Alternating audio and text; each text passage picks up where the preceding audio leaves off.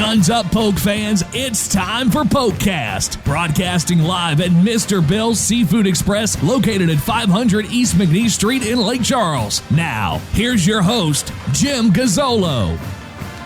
Next to last PokeCast of the year. Got 3 guests lined up for you for this one from Mr. Bill's and on 92.9 The Lake FM. We got baseball, we got track, we've got football, we've got just about everything you want to talk about tonight on the PokeCast. A couple of news events for you. Softball won 14 out of 16. They go for win number 30 on the year tonight against Sam Houston. First pitch is right now. If you're not here, you can go over there to the game. After this, you can go over to the game, see if they win their 30th for the... Every year he's had it, he's had 30 wins, I think. So, baseball won last night. Broke a 6-game losing streak. Play at New Orleans this weekend. New Orleans has a power hitting team, completely different from McNeese, which pitching team.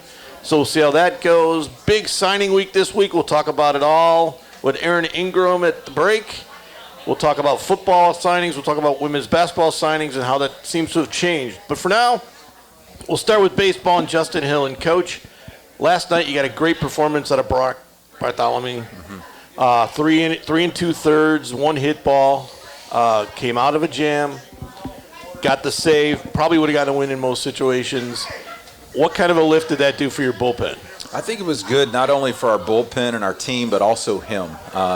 He was one of the feature guys to start off the year. Got hit around a little bit, didn't work out in his favor. Some other guys got some opportunities, but he continued to work. And just being a veteran, he thought he did a great job and continued to work and had a great showing last night. Your whole bullpen last night, because it was a bullpen game. So it's always a strange game because the question with the bullpen is who gets you the innings and how do you play that for the weekend? How does a game like that change your thoughts for a weekend performance and kind of reshuffle what your bullpen might look like? Well, the good thing about it, playing on a Tuesday is you've got 2 extra days versus playing on that Wednesday when you're a little bit short. So you could stretch a Morrow out for 3 innings and do those things, and so that's what we did last night. The bullpen game it's still pretty new in baseball, but the fact that it's happening not only at the professional level but in the postseason, the professional level. It's going to happen. If Game 4 in the World Series is going to be a bullpen game from both guys, I got to believe our college guys, we're going to have to do it sometime. So it feels different, but it's one of those we're starting to get used to it a little bit. And, offensively, it's a challenge too. So, but do you like the Tuesday game better because of that, or do you like having it set up because you're playing Wednesday instead? I think the only thing versus a Tuesday, you get an extra day, but the only problem if you play on a Tuesday, you usually typically off on Monday. Yeah. So there's give and take with both of them, and a lot of time we don't get to necessarily pick what we have. We're at the mercy of who we're playing, and when you play, and most people want to play on Tuesday. So Tuesdays are fine. We just adapt when it comes to Wednesdays. Now, every time I've talked to you before this, you've always said you're trying to find the identity of your team. Sure.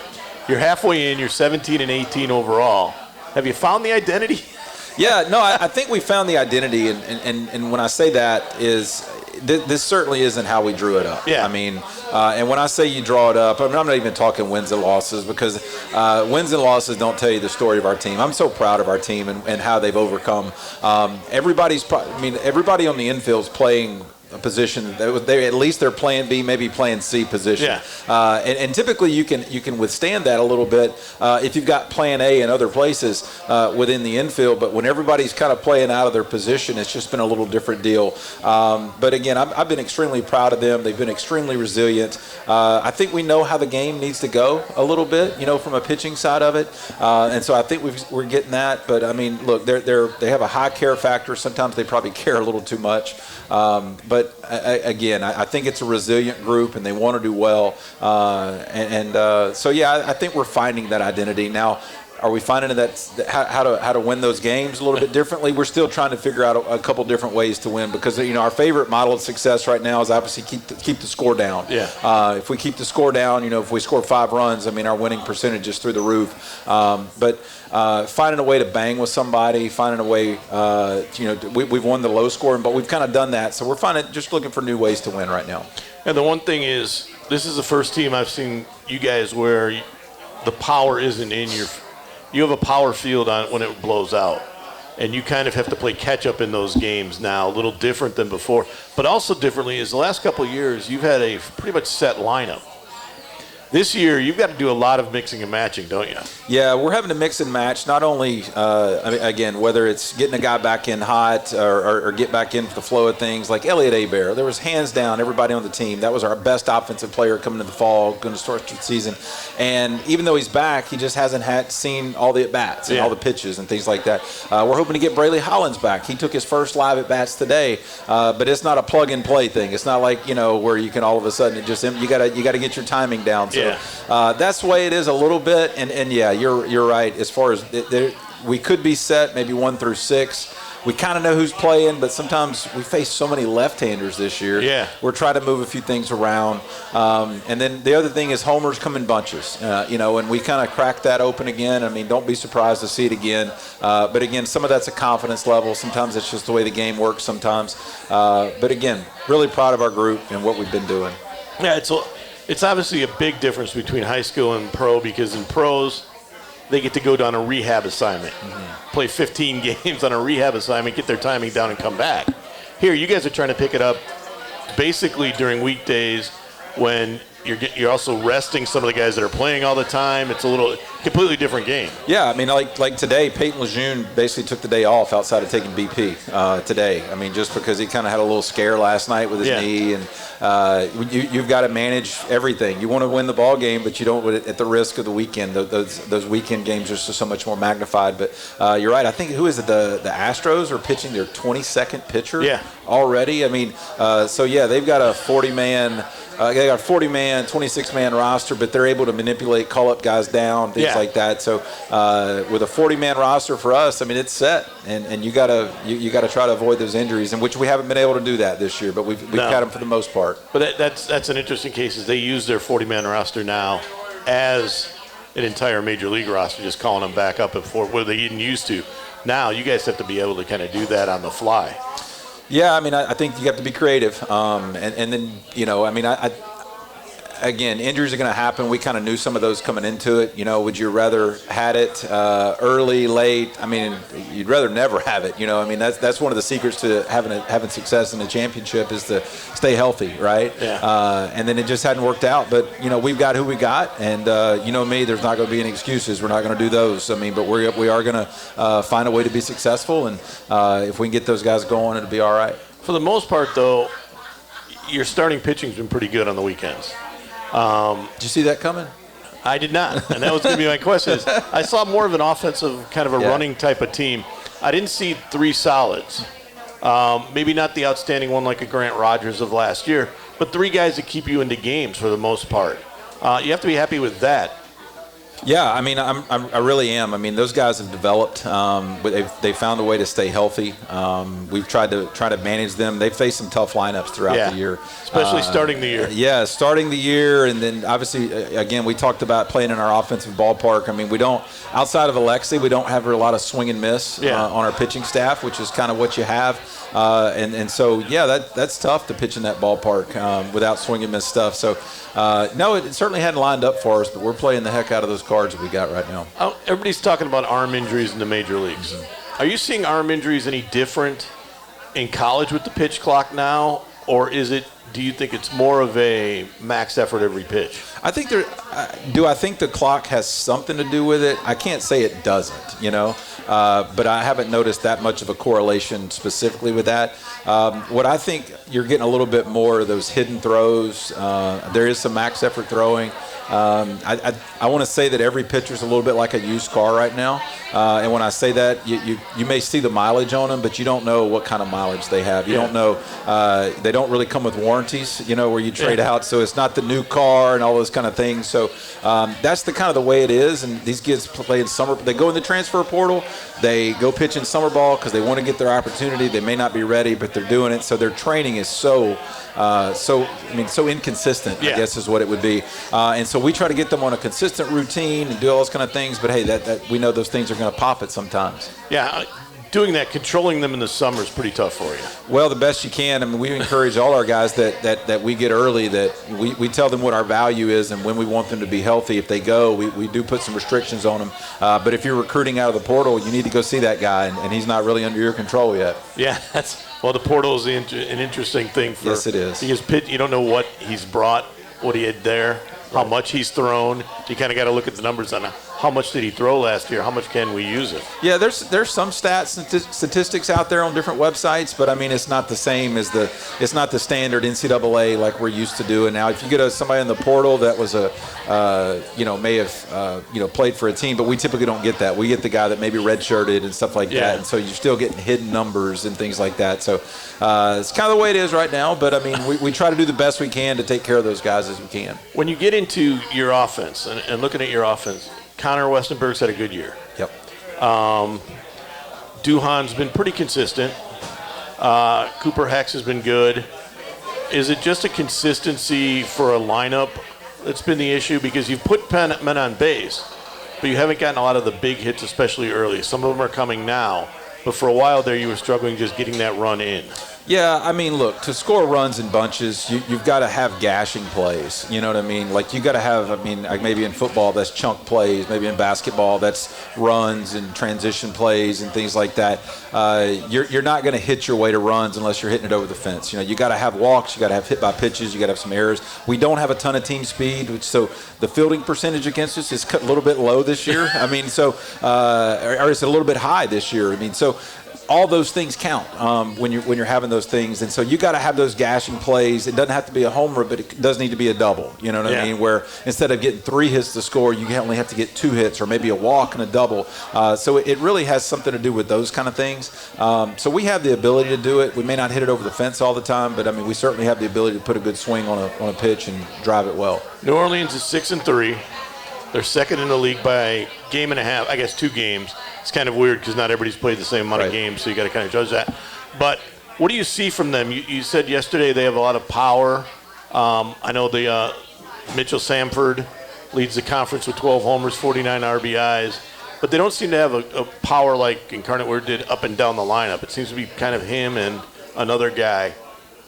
What kind of a lineup are they to throw to? Well, they're going to hit. Whether or not, the slug's going to be there, whether the homers or not, but the slugging percentage is going to be there. Blake does a great job. I'm not going to say they're exact, but I use them in the same conversation I have with Lamar lately. They're knocking on the door. They're right there, and they've kind of been right there. They open up the conference series. They went to Thibodeau and swept Nichols, so they can do it. Blake does a great job with them.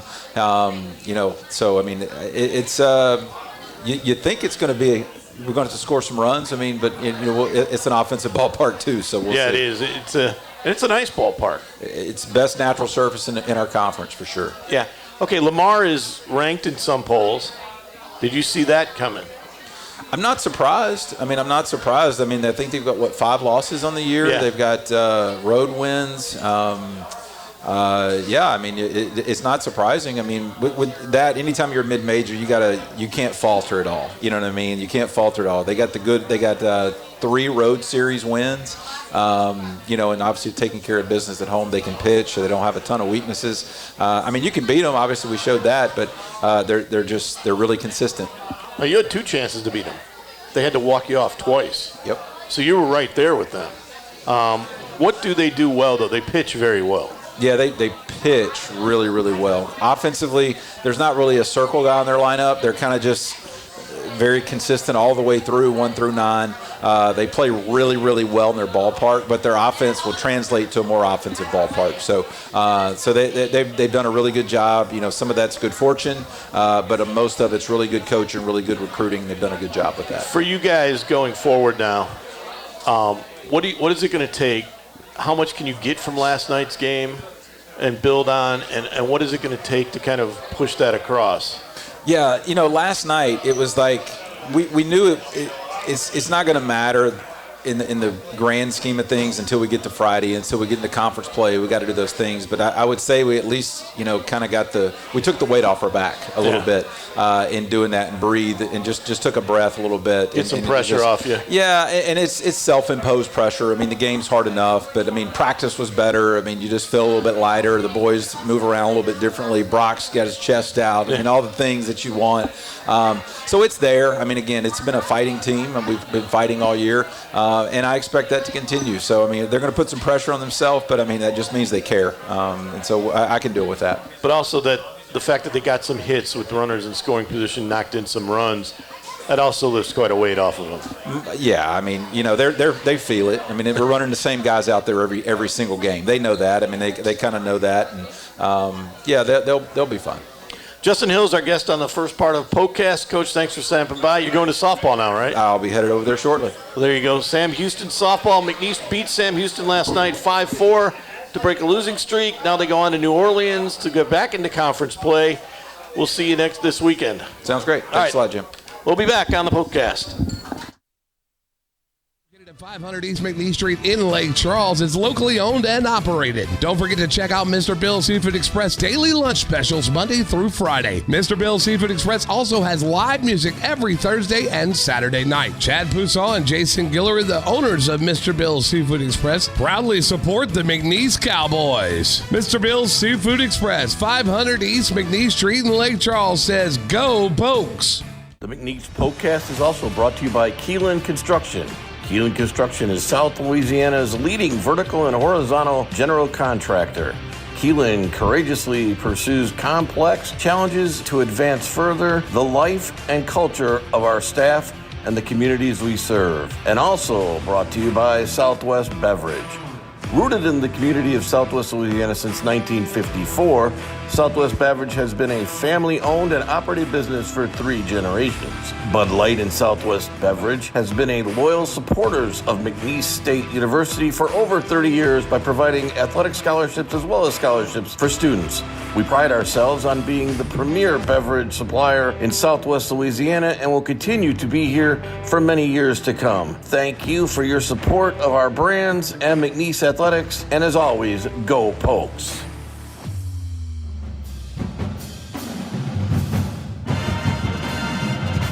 About that's scary. What's scary? You're scary. We're back from Mr. Bill's across campus from McNeese State and on 92.9 The Lake. This is the PokeCast. Okay, you've wanted to be on the show. You've asked me about being on the show. Let's back up. Okay. Wanted to or needed to? Which one is it? There's a huge difference. You wanted me to. Oh, no, not at all. Aaron Ingram is our guest. Recruiting coordinator, chief of staff. What do you do in football? What do you want me to do? It's kind of where I Well, I want you to tell me stuff, but other than that, I don't answer your What else do I care? Great question, man. It's college football's changing, right? You see about it, you read about it, you hear it. It's changing every day, and it's these roles, these general manager, chief of staff roles now are popping up more and more each day. I actually had a great conversation with a friend of mine today. He was the very first general manager in college football. He worked for Rich Rodriguez at Arizona, a guy named Matt Dudek. He's a great friend. He's somebody I still rely on as an ally and a mentor in this kind of new age of recruiting. Yeah. And it's funny, we were talking about, he's like, remember when I was the only one? And now how many of you guys are out there? And I was like, dude, I don't even know. It's portal time. I don't got time to do that math. But it's a pretty good question. If you have a question for Coach, come up to the microphone, get a hat. We'll let other people ask questions so you don't feel intimidated by me, apparently. Okay, let's start off with what everybody's talking about, the quarterback. Which one? Well, the one you promised you were going to get a quarterback. We had to get a quarterback here. You lost Nate Glass. We lost one. We had to get one. We lost a class. We had to get a little bit more explosive on offense. And we got some experience. Had to get some experience. Talking about experience, that's something that I talked to you about with it is just at 5:31, right before I came over, there was 561 quarterbacks in the transfer portal. That's a huge number. Okay, out of that, 309 of them are freshmen, 192 are sophomores. There's not a lot of experienced quarterbacks out there. And then the big number to me is there was 2 of them in the national championship last year, right? Yeah. Okay, well, one of them's now a McNeese Cowboy. Okay. That's the one that matters. And his name? Clifton McDowell. Now, we played a game. Yeah, we did. We played for a couple of weeks, for almost a month and a half. Almost a month and a half. And I told you I had the name. You didn't I don't believe know me. If you had it though. I had it. Back on it, and I've checked my messages. I never gave it to you. I think you were baiting me. No, I had it. Did you? But I don't see you I had it, but I didn't have proof of that. There was no way. He didn't put anything out there. It was very private between he and I. I even asked him. He called me Easter morning and wished me happy Easter, asked me what I was going to have that day. He told me what he was having for that day. I talked to Mom real quick and said happy Easter. And then, we've kept it pretty low profile. Yeah, but I did some homework. There are only a few things it could be. Oh, wow. Well, there's 561 of them. Yeah, but you had narrowed it down for me a little bit. I knew you had some, qualifying questions. You did. I'll give it to you. But I didn't have enough to go and say, nor would I have done that. But how do you turn down the experience, right? No. You can't. No, it's an opportunity, and it's a need position. You knew it was a need position. Need, not a want. You know what I mean? That's the one thing when I talk to him about a lot, too. And the one thing I need to make very clear, when you recruit a kid of this magnitude, it's not a one-person show. It takes like a village to raise kids. It takes a village to recruit them, too. It took everybody in that building, every stinking person in that building to recruit this kid. Okay, so there's a lot of talk about what happened with him the last week because there was social media that he was going to Prairie View. Correct. And then I was like, then I got confused because you were saying, no, he's still there. Our guy is still having a visit. And the guy I thought it was now somewhere else. So I had to back off at the last minute there. It's crazy, right? Recruiting's a dirty game. Yes, it is. Dirty. Dirty. But now, is he? How do you keep him here? I guess that's the question. Keep everybody else intact, too, because when you get a quarterback, some other guys in the room might say, I'm going to go now. Yeah. I think we've done a really good job developing relationships. That's one of the things that, you and I talked about when I first got here is talking about really reestablishing and being relentless in our relationships with the high schools in the state, the Golden Triangle over in Texas. And it's the same thing we're doing now with everything we're doing. We're being really relentless, just like how we were relentless recruiting this kid. It's the same way with our relationships, doing it. You keep the kids on the roster. You have to constantly recruit your own roster nowadays. Yeah. Football's changed. It's like, it's really ridiculous. It's worse than the NFL. There's no salary cap, and they have way more power. The NFL, at least they're under contract. They can't just get up and walk away. The kids can walk away tomorrow. Like tomorrow morning when I come in the building, I don't know who's going to be there. Yeah, it's a little tough. It's tough, right? Think about it. I know myself. I know Coach Jackson will be there. I know that's about it. But a lot of some of the other guys might not be there tomorrow. You never know. Well, I'm usually there. Or I'm around. I was waiting for you. You said you were going to stop by the other day, but you didn't. So you I didn't. It's kind of like a prom stand-up thing, but it's okay. I don't think I would do that. Marcus, you like that one? But going into this now, the second biggest question I get from people is Micah Davey. Oh, great. Great one. How's Micah Davey as far as health-wise? Yep. And how's Micah Davey as far as commitment-wise? Do you guys still recruit him every day? Micah Davey, I think, is doing really well. He's one of those guys that's out there. Micah Davey holds everybody accountable every day to everything we're doing. I absolutely love the kid to death. When I first took this job, when I came down and I interviewed right before signing day, and then after signing day, it was like pseudo, where does Aaron Ingram work kind of thing. It was a ghost for 2 weeks. There was some recruiting going on then, and Micah Davey was one of the first kids I reached out to when I did my homework. And I made some promises to Micah Davey that I would not stop until the oxygen left my body about helping him get great players around him. And I think Micah Davey believes me. I hope he does at least. I tell him every day how much I love him and give him a big hug, and I think so does everybody else. But I think he really believes in what we're doing and what's on that roster right now. That's the greatest thing that we have going is nobody really knows. And I love that aspect of it, that nobody really knows what's there just yet. So how many spots do you have open, and how many spots do you need to fill? I never look at it that way, ever. Okay, what do you look at it as? If there's somebody that helps us get better, we will find the way to happen, period. So you're consistently looking? Every 5 minutes I hit refresh. Okay, what are you seeing the difference between when you got here and now when you talk to kids? Obviously, there's a lot of factors. I always say there's a Will Wade exposure factor. Chuck Vegas. I don't know about this Chuck Vegas thing you guys are putting out there, but okay. Chuck Vegas. But there's that factor. That's right. There's the factor that that it's a different looking school than it was 2 years ago, different looking town than it was 2 years ago. Light years away. Light years. What are you hearing from kids now? Well, it's pretty easy if you pick up the phone and ESPN's going and you have the top play going for that night. That's a real easy phone call. You know what I mean? Hey, you watching ESPN? Yeah, of course. Oh, check it out. Here comes Shu just throwing it down from the free throw line. You have name recognition right away, right? It's pretty easy. But then it's funny. Each phone call, each recruiting, everybody's different. right? You can have 2 wide receivers that can have the same height, same weight, same GPA, be from the same town but play at different high schools, and the recruiting is going to be different. The conversation is going to be different. Every one of them is so unique, and it's about the conversations and the touch points and when to call them, when to FaceTime them. You know, I FaceTimed a couple guys today, and, you know, we put some claws on some guys today. You know, pretty good. I probably put a claw in a couple more than I should have today, but I did. Well, who knows what will happen tomorrow, because I told them I'm calling them back. I'm going to call till I get the answer I want, you know? So you yell at me when I call people. Yeah, it's different. How is that different? I don't know. You don't have this, like, bedside manner with me on the phone that I think you should have. Wow, I don't know if we want to go there at all. Will told me to kind of muscle you a little today. He doesn't muscle. He told me to muscle you. intimidates. He told me to muscle. That's me. what he said. He'll get you, but he said, you know, AI, go muscle him. That's lovely. Thanks. I'm glad you guys are talking about that. Thanks. That's a lot of fun. I'm teasing. Bigger picture is this. How did you get the quarterback? What did you have to do? Because I would imagine there was a lot of competition for him. Free Cadillac. I got him a free Cane's chicken. That's okay now. That's legal. Yeah, isn't free it? Cadillac, all the Cane's chicken he can eat. Chad kicked in all the crawfish he can eat. There's all kinds of cool things. No, it's what it is when you recruit a guy like this, right?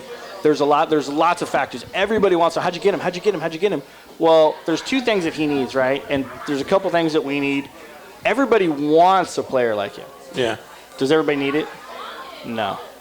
You've got to sell the need, not the want, right? It's like anything else, right? I would love a brand new car. I don't need one. I have an old car. My car works. Right? Do I want a car or do I need a car? Same type of conversation. You do the same thing with him. But then also, you got to minimize the risk when you, especially in the day and age of the transfer portal, looking at kids. Everybody wants to say, well, he's been everywhere. Well, no offense. Wake up. It's like that with a lot of them. There's a lot of them. That's just the game now. That's the game now. And as soon as they put in this transfer portal, that's the game for every sport. You know, I mean, there's 5,974 players in there today at 5:30 p.m. Nobody's complaining about Wells being here. No for doubt, Thanksgiving right? season. Like, guy's a baller. I'll take him right now. He could be Travis Hunter for me. I'll take Garcia. He could be an all-conference corner. Shoemake can be a Hall of Fame wide receiver, and let's go. We can win some more games. You know what I mean? Like, but what it is you got to look at that, and you got to minimize risk, right? Like, he has to minimize risk. We have to minimize risk. When the 2 meet, it's usually a commitment. It's a great marriage. The kid comes and is going to have a great success. The kid has had this weight lifted off his shoulders talking with him, and we're excited. I know the town's excited. I try to keep telling him he doesn't understand the magnitude of what it is just yet. He called me this afternoon. We talked on the phone, and I think he's starting to get it a little bit. He's really excited. We're counting the minutes down until he's in town, and, you know, we're rolling forward. As far as everything else goes, though, you had a good recruiting class coming in. They did an outstanding job. First of all, this is the first time you had a full roster. Yeah, right. At spring since I believe since 18. Yeah, they did a great job. We talked about that going into spring as a staff, Coach Goff and the guys before I got here on signing day. It was really, I've never experienced anything like a signing day. You know, I was still at Ball State working. My phone was going with Ball State commitments and McNeese commitments at the same time. It was kind of a unique process to kind of juggle. They did an outstanding job. You know, they brought in a really good mid-year signing class, and then we've constantly reevaluating. Every day we're looking at how else can we get better? How else? What's next? Who else? Who's available? Do they make us better? Okay.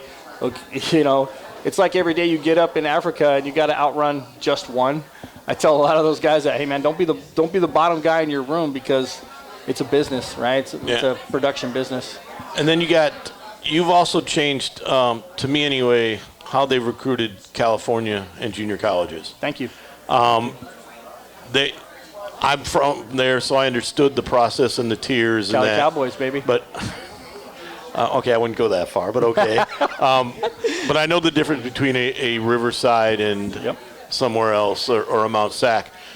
How much is getting that name recognition out there to them as you see kids coming in? Because when you can open up that pipeline, that's a whole different level. Well, I think it's different here. Like I explained to Coach Goff and a lot of the guys when we got here, it's not something that I just came in the room and said, we have to do this right now. This is who we got to get to California. The problem is California's got 72 junior colleges that play football. The rest of the country, all the other states combined, have 68. So the pool is much bigger. You're going to, it's like fishing. You're going to have a bigger fish, bigger pond. It's just how it goes. But then also, people don't, I think everybody here in Lake Charles and McNeese fans and alumni understand it. The logo is powerful. The logo, people recognize the logo. They really do because of the 90 years of dominance of football that have been here. They recognize it. You go into California and you see the logo, people know. It's not like people don't tilt their head and go, well, what's that? You don't get that. You don't. When we come back on the PokeCast, we're going to talk more about the in and outs of recruiting. With Aaron Ingram, who apparently brought the quarterback to town that everybody's been wanting. A lot of us, not just me, there's a lot of us here that did that. We'll be back after this. The McNeese PokeCast is also brought to you by Southwest Louisiana Credit Union. Southwest Louisiana Credit Union now offers an account just for McNeese students. It's the blue and gold checking account. All it takes is $5 to get you in. You get a free debit card, online and mobile banking, and access to a smart ATMs. There's no service charge. You can even get free financial counseling. That's why Southwest Louisiana Credit Union is now the official credit union for McNeese students and McNeese athletics. Find out more at swlacu.com. To open a blue and gold checking account, go by Southwest Louisiana Credit Union at 4056 Ryan Street, about a block away from campus. Membership is required. As the oldest athletic booster organization at McNeese, the McNeese Cowboy Club is proud to continue providing support to all McNeese athletes for 49 years. We meet every Tuesday night at 6 p.m. in the Cowboy Club Room located over the south end zone with talks from coaches and other leaders in McNeese athletics. Come join us and discover what being a McNeese athletic booster is all about. And go Pokes.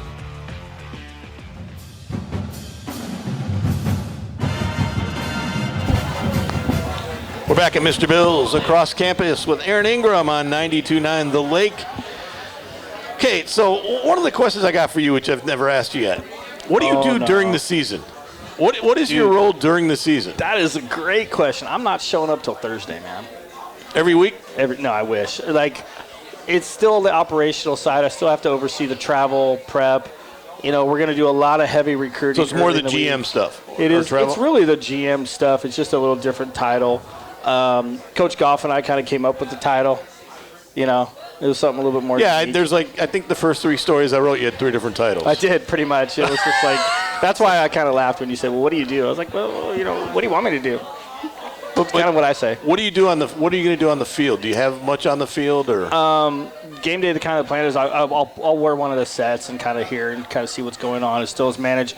We'll have some game day home recruiting. We're going to attack real hard with the recruiting side of it and get some people to see that great new press box that's almost getting up and going, and that field, and that place is going to be rocking electric for our first home game versus Southern. I'll tell you that. I'm expecting a sellout. Okay, so I know tomorrow I get a little hint of what's in the paper tomorrow.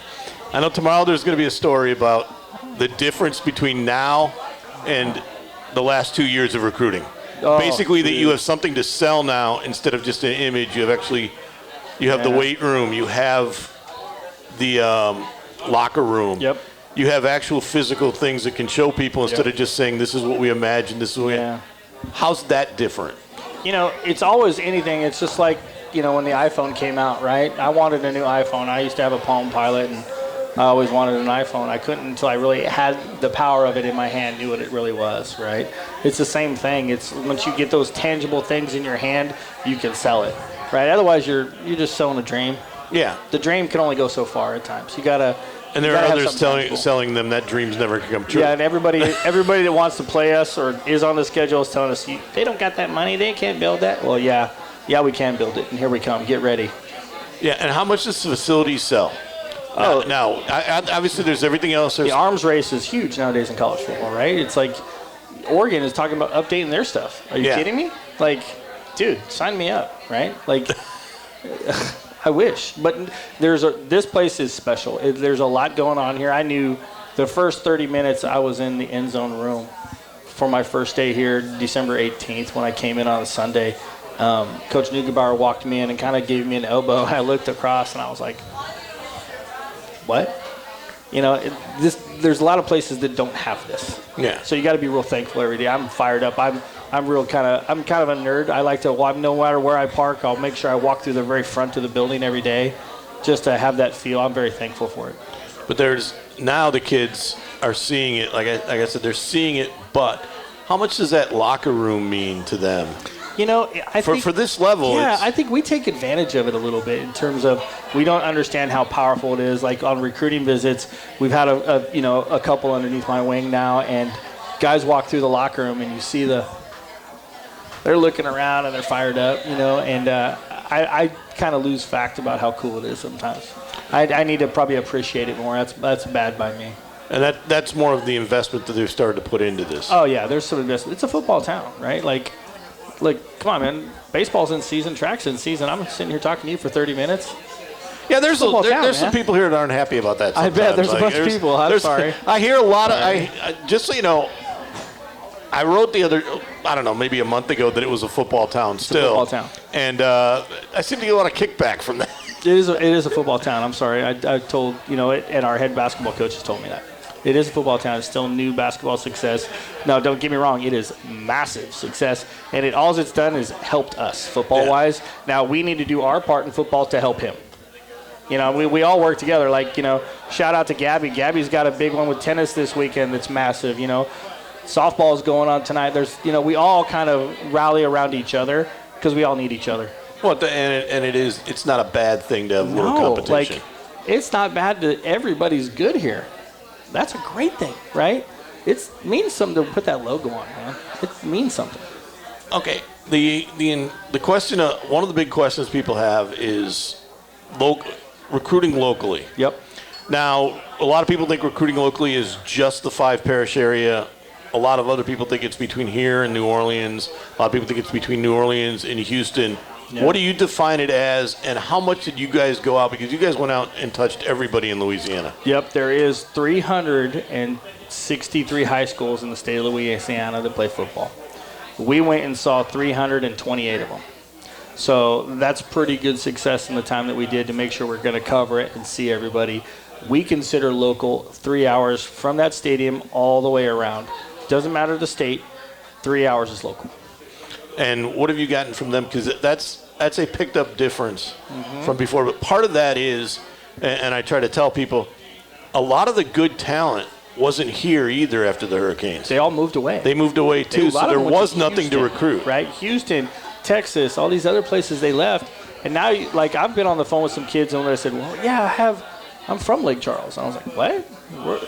What are you talking about? And then it puts it together and they tell their story, and it's really unique to hear their story. You hear about guys that want to come back and want to hear things and do that type of stuff. So it's McDowell is from Houston, or from that area. Spring, Texas. He also played 1 year or for a while at UL. Correct.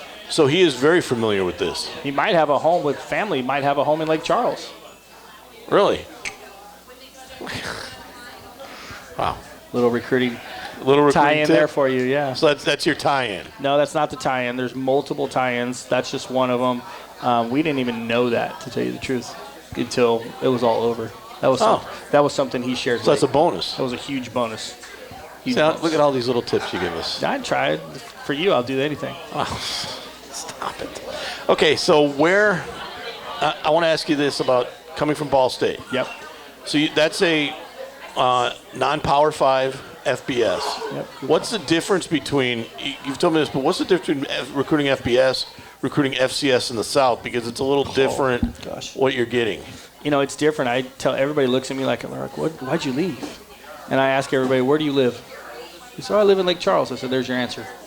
Don't get me wrong. I have a huge place in my heart for Ball State. Coach Mike knew took me at a time when I wasn't having a good time in football. I just didn't enjoy football. It was starting to become really difficult for me to really get up every day and like it. And he took me in, and we shared a lot of the same values. And to this day, I love the man to death. I would run through the wall for him. He's a great friend.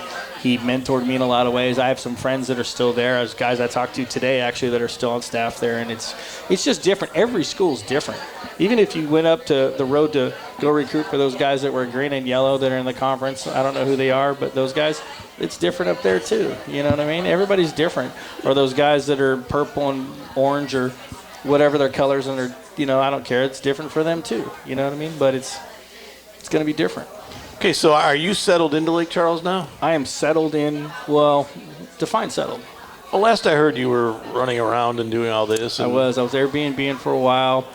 We are settled in. I haven't unpacked yet. My wife's been handling a lot of that. She's now here full time, so I'm pretty lucky. It just shows. What do you mean you haven't unpacked yet? You've been here 4 months. Dude, if you only knew. I'm obsessed. I don't have any hobbies. I don't have any kids. Nothing else matters to me but horses and jockeys.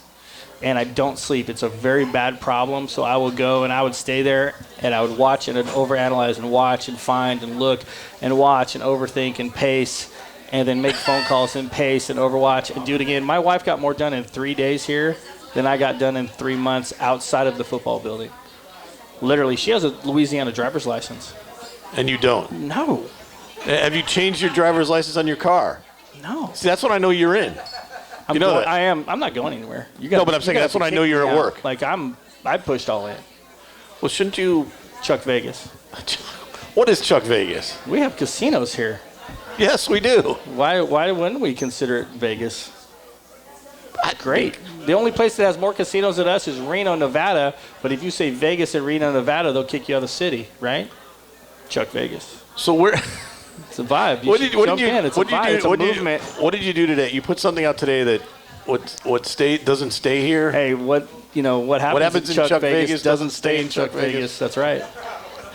You know what that means? No. It means when a kid comes here. No, I do not know what it means. He makes the decision to be a McNeese Cowboy, and he comes and develops. All that development, all that education, all that degree is going to leave Chuck Vegas, and it's going to impact the rest of the world. Is that yours? You better believe it, Chuck Vegas. That was yours. Get ready. Do you have a logo yet? I got a couple things coming. Like, you better get the logo so you can make money off of it. I don't. That's not about money. Oh, it's not. I'll take the horses and the jockeys. I'm all about the horses. All right, one last question for you. We'll get you out of here on this. How important is it for you, for this kind of group, to kind of set the standard of what the pipeline can be coming in for the future? Oh, wow. Big question. That's one that weighs on me every day.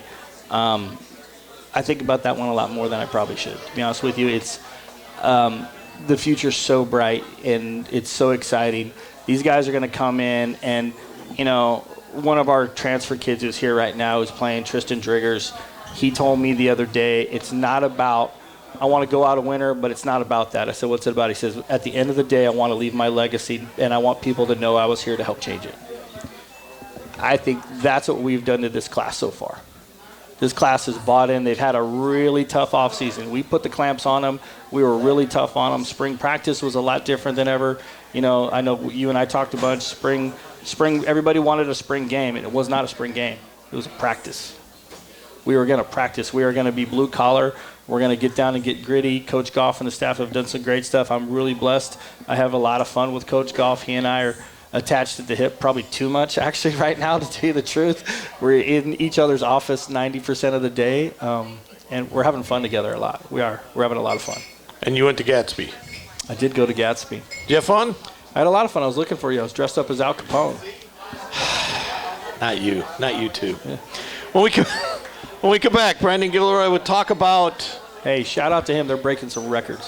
Well, that's what I was going to say, but you've done the promotion for me. So records, man. Now that you know what we're going to talk about, we'll be back after this on the PokeCast.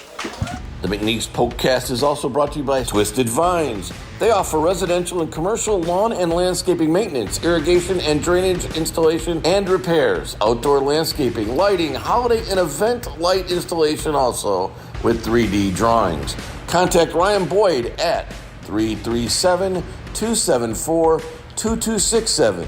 or email info@twistedvineslc.com. Like them on Facebook and follow on Instagram @twistedvineslc. If you mentioned you heard the Twisted Vines on the PokeCast, you will receive a 10% discount off your purchase. And Pompelli Tire, official tire store of McNeese Athletics. Experts in tires, EV-specific tires as well. We do more than just tires, mechanical work as well. A full-time mechanic is on site at all times to help in your needs.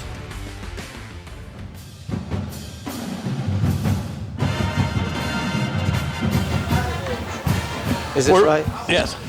We're back at Mr. Bill's across campus from McNeese State and on 92.9 The Lake. Brendon Gilroy is our guest for the final segment. Track and field coach, also cross-country coach. That's correct. Your weekend last weekend. Busy. You went 2 places. Yes. California. Yes. And Stephen F. Austin. Correct. Who's the lucky people to get to go to California? How do you decide that? Some kids were trying to hit for regional qualifiers that in the distance races. That particular meet there is it's 4,000 athletes. 60% is distance running. About 25% of multi-events, and then the rest of the track meet, about 15% of the rest of the track meet. So it's set up to run fast in distance. So you set, I believe, 3 school records last week in the 2 spikes. Yeah, we set 4. 4? 4. Okay. Starts with Alex Martin, freshman. Yes. Tell me about him because he broke a record that was 52 years old. Yes. Yeah. Fanahan McSweeney had the record in 1971.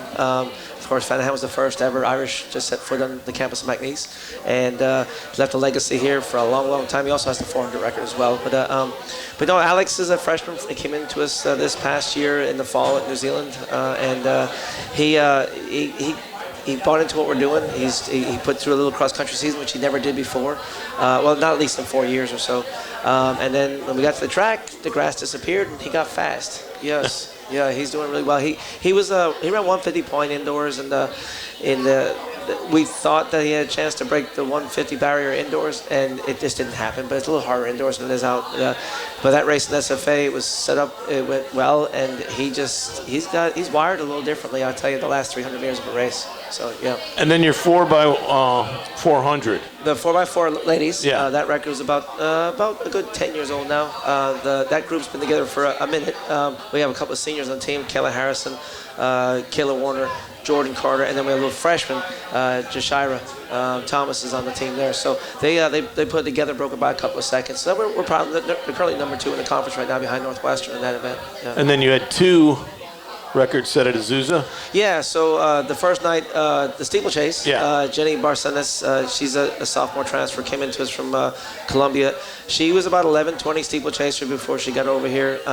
She broke the record her first time out at Rice a few weeks ago, and then, that 10:38 that she ran is a borderline regional qualifier mark, and the 10:30 that she just ran dropped it by 8 seconds. And we're trying a few different things with her because she's really good in hurdles before she ever got here, but the water pit's a little of a tormentor for her. So she's been working on a few different things in that. So yeah, 10:30 right now, she's 23rd in the region. So hopefully that can hold up and she might qualify for the regional. And who was the 4th record? Well, sorry, it wasn't 4 records. Omar, he didn't break a record. He actually ran the number 2 fastest time all time, 3:45. Fastest time is 3:42 back in 1976, Pat O'Callahan. So he's close, and he won his heat out there. It wasn't a record, though. Yeah, it was number 2 all time. My bad. Sorry. So that's all right. You got your notes right.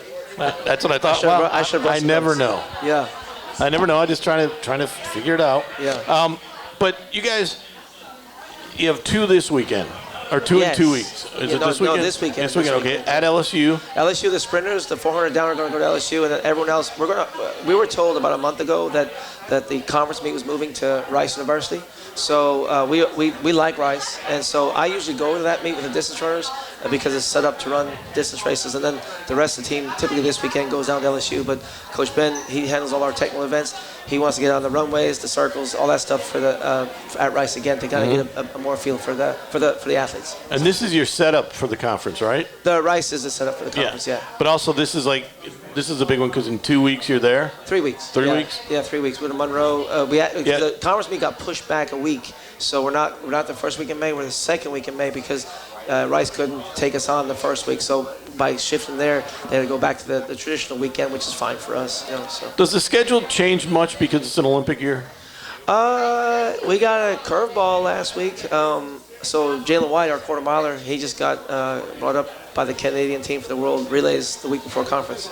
It's a shot to Olympics. So he's going to get flown down to the Bahamas by Team Canada. He's meeting them on Saturday at LSU. They're training right now. He's going to get his uniform, his national uniform. So I mean, we wish him all the best. I told him, hey, look, you got one race down there. He's going to either run the 4x4, we were told, or the mixed relay, the two women relay, which is now a thing in the world athletics and Olympics. So yeah. So you're losing somebody? No, we're not losing him. So he'll run at LSU. Then that week, first week in May, he'll fly to the Bahamas, and then he'll compete. He'll come back Monday. We leave for conference on Wednesday. He'll start competing for us on Thursday. So you'll still have him for the conference? conference? Yeah, we got him for conference. No, he understands. He's a team player, and so. But I mean, we can't tell him no. No. So he'll be joined. That team is going to be UCLA, Stanford, Georgia, UTSA, and I think Eastern Michigan. So the 90% of the relay pool for the men are in the NCAA right now. So they're all going down there. Yeah. Oh, that's a great opportunity for him too. For him. And last year he was hurt, so I mean, this year he's healthy. He's running really well, so more power for him. It's good for the program. I mean, hey, World Championships. Even though it's a World Relays, it's the World Championships of relays. No, and great exposure for the program too. Yeah, of course. Yeah, Coach Nathaniel's done a great job developing this year, coming back from the injury he had last year. So yeah, no, it's going good. So yeah. Okay, so let's get into what the conference. What do you think it'll look like, and where do you think you have to be?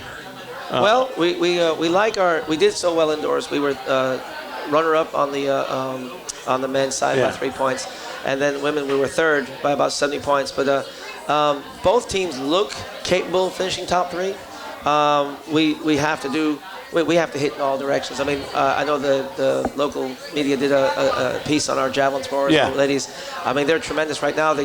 We got bumped up in the region on the women's side. We're number 8 now in the region. We leapfrogged some teams, but the women's crew now is still top 10 in the country and as a javelin collective, which is fantastic because they're all from Reeves, Hackberry, Bell City. They're all local kids. All small local kids. So small school local kids. And the biggest school, I think we had Eunice. We had one from Eunice, one from Menard out in Alexandria. So she's not exactly Southwest Louisiana, but she is Louisiana for sure. Yeah. So why is javelin big here? Because there's only about 8 or 9 states that throw it in the country. Oh, really? So, and then you look at the hotbed. I mean, you just talked to Coach Hill about baseball. I mean, Coach Landro's a current frequenter. I mean, softball's strong in this area. So this area is good, but they a lot of the kids, they do other sports. Those girls were all basketball or softball players. Especially in small schools. Yes, and so they were track might be not their chosen path starting out, but the effort that they put in when they get with Coach Ben and they get a year-round training program, the ceiling is kind of untapped for them. Because we talked about this before about the carryover from indoor and outdoor. Yes. And what you can gain from that. What do you think confidence-wise you got from that performance when it came from them? They believe, however, the events do change, and we got to make sure we can kind of keep them going. And there is, but, every team is going to be good. UIW, they're the defending champions like they were for indoors. They're going to be a much better outdoor team. Northwestern brings a few more things. They have a world-class discus, 3 world-class discus throwers. And so they're going to be a stronger team.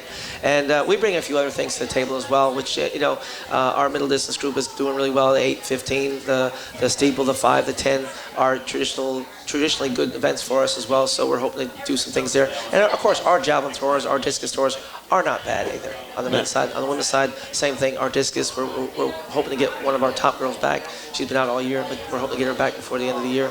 And she should help us out a little bit there in that department too. Last year, going into conference, you had some injuries. Yeah. I think that really hurt you. Yeah. How are you this year going into that? Healthy. So, yeah, we have a few bits and bumps and bruises and stuff, but not too bad. So, we're doing pretty good. So, just fingers crossed and knock on wood, this is okay. So, how many more records can be broken? I mean, it's the way it is. I mean, I don't think Alex is done for the year. Jenny, I think she figures out the first K in that steeplechase. She's going to put it in a range where it's never been. I mean, obviously, our record before this year was 10:54. We had 3 girls ahead of that now. So but 2 have a great shot at getting faster, we think. And then, Kayla Harris in the shorts in the 400. She's knocking on the door there in the 400. Jalen's only quarter second off another ancient record in the 400, which is Fanahamming Sweeney as well, 46.0. Jalen's at 46.25. He's number 2 all time. Kayla Warner's a second and a half off the 800. That was set about 18, 19 years ago from Ruth Waller.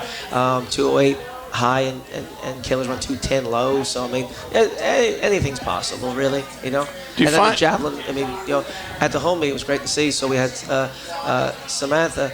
The former, the current school record holder, she actually came out and visited with the girls before the meet at the home meet, which is great to see that. I didn't get a chance to message her and come out and see us, but she saw I posted on social media. She wanted to come out and meet the girls, and she spent some time with them and took a look around the facility. She hadn't been there in a while, so yeah, it was great to see her come out.